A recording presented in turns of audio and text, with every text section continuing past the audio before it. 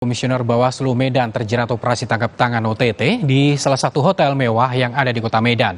Polisi juga menangkap 2 orang lainnya terkait dugaan suap.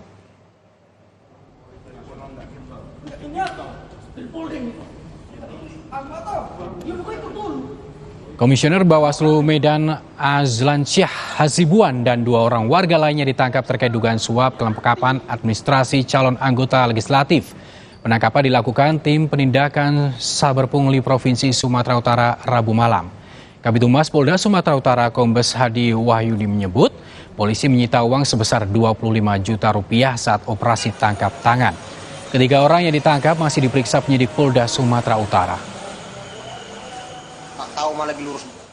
Untuk melancarkan proses administrasi, ya. Administrasi bagaimana, Pak? Ya, administrasi pendaftaran. Artinya sebelumnya dia dinyatakan tidak lolos begitu, Pak? Nah, kita belum sampai sejauh itu.